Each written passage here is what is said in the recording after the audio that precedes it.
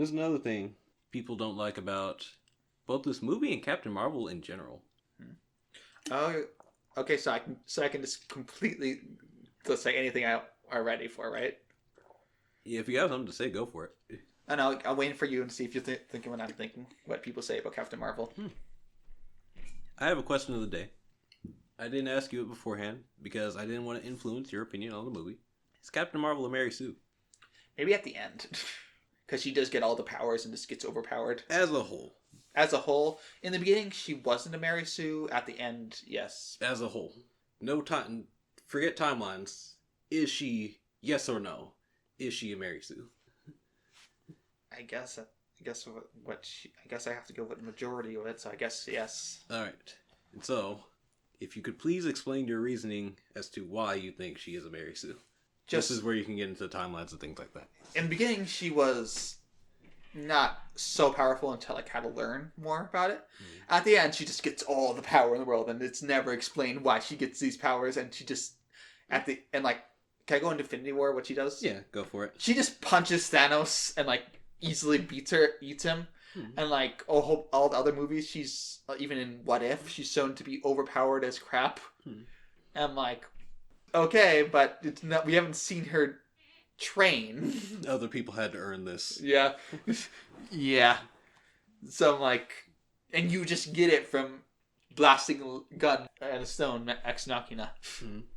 So, yes, in that way, she's a Mary Sue. All right. Is that all? Yep. Okay. I'm going to have to be the contrarian here. So, I will say, if you are of the opinion that Captain Marvel is a Mary Sue, I will agree with you if you will admit, and this goes for both you and the audience, that Superman is a Mary Sue. Oh, yes. If you're willing to agree with me on that, then yes, Captain Marvel is a Mary Sue. However, if not, no, and here's why. A few things disqualify her specifically. Yes, she is overpowered. That's not exactly, that doesn't alone make you a Mary Sue, though. There's one specific thing I noticed about a lot of Mary Sues is a lot of people within universe like them and behold how badass they are. And actually, looking back through this movie, not really. Quite a few people, especially in the beginning, do not like this lady. Her own Kree brethren, for what have you, don't like her. They're just trying to use her. Nick Fury doesn't trust her initially. He eventually has to trust her because you just kind of have to. Yeah. And even still, he calls backup for what should be a pretty easy mission. Because you just, you never know with this lady. Yeah. But he says sorry about it. Yeah. I found that a little out of character. Oh. She does face criticisms somewhat. Not nearly enough that she needed, but she does face some criticism.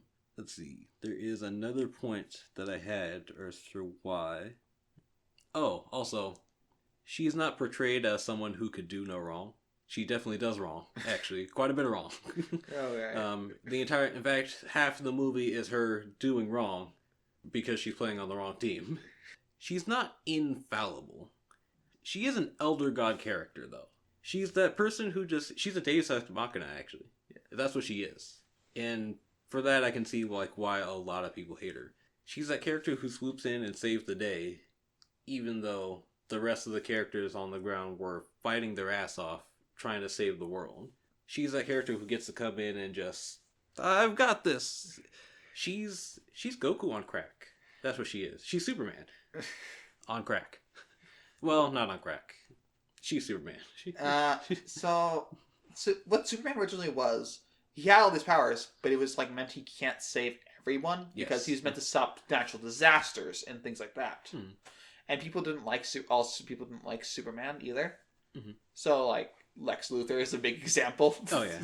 Well, Lex Luthor has the exact same point that a lot of people have about this character, in which, can we really let someone that powerful just reign free? You really want someone that powerful patrolling the streets? Yeah. But my main concern about her is I feel like didn't establish enough of a personality. Oh, that's another thing I wanted to talk about. I actually think she would have benefited from, not that people would have liked it, I think she would have benefited from a second movie.